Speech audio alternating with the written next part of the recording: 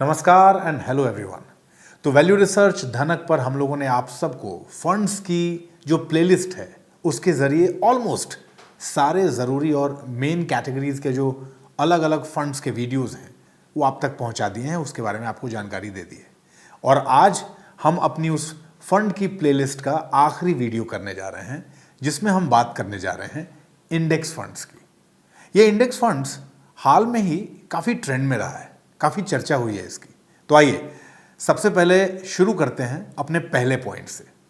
ए, क्या होते हैं इंडेक्स फंड? देखिए, इसको ऐसे समझिए कि जब भी आप शीशे के सामने खड़े होते हैं तो उसमें जो रिफ्लेक्शन दिखता है वो वही होता है जो आप कर रहे होते हैं। जैसे मान लीजिए आप अपने बाल ठीक कर रहे हैं, आप मेकअप कर रहे हैं, तो शीशे में आ रही आपकी रिफ्लेक्शन भी वही करती दिखेगी ना भाई, ये तो हम सब के लिए ऑब्वियस है। तो ठीक ऐसे ही एक इंडेक्स फंड मार्केट के किसी भी चुने हुए इंडेक्स का हूबहू होता है, या यूं कहें उसको रेप्लिकेट करता है। देखिए, मार्केट में कई प्रकार के इंडेक्स हैं, कुछ इक्विटी तो कुछ डेट के भी हैं, पर एक इंडेक्स फंड उनमें से कोई सा भी चुन सकता है।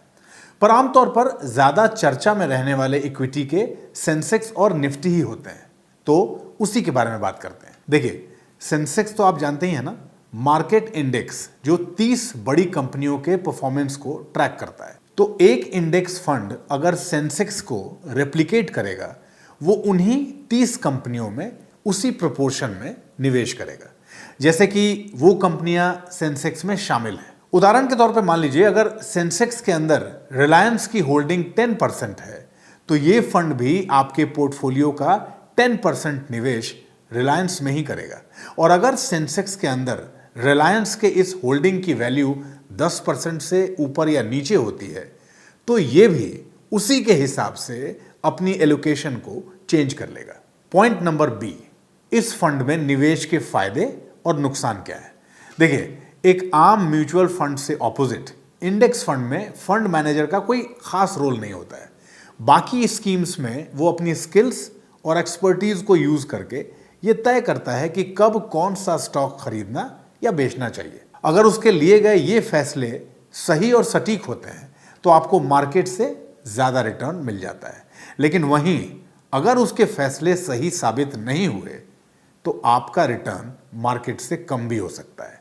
लेकिन इसके उलट इंडेक्स फंड में स्टॉक्स की खरीद बेच को लेके फंड मैनेजर कोई डिसीजन नहीं लेता है, वो केवल मार्केट इंडेक्स को कॉपी करता है और इसी वजह से इन फंड्स का एक्सपेंस रेशियो यानी कि निवेशकों का कॉस्ट ऑफ इन्वेस्टमेंट दूसरे फंड्स के मुकाबले कम होता है।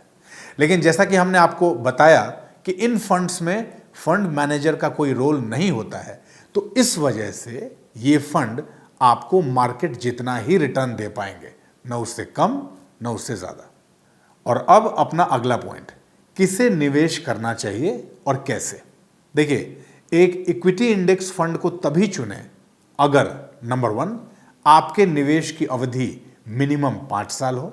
नंबर 2, अगर आप ज्यादा रिस्क नहीं लेना चाहते और एक मार्केट जितना रिटर्न पाके संतुष्ट हैं, ज्यादा की अपेक्षा या इच्छा आप नहीं रखते।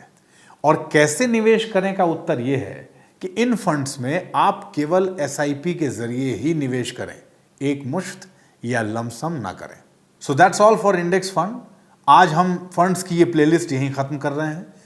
अब इन फंड्स की प्लेलिस्ट को आप सीक्वेंस में देखिए और उसके बाद इस प्लेलिस्ट के किसी भी फंड को लेके, किसी भी वीडियो को लेके अगर मन में कोई भी सवाल हो तो बेझिझक और बेधड़क धनक से पूछिए और अपने प्रश्नों के उत्तर के लिए धनक को आज ही सब्सक्राइब कर लीजिए।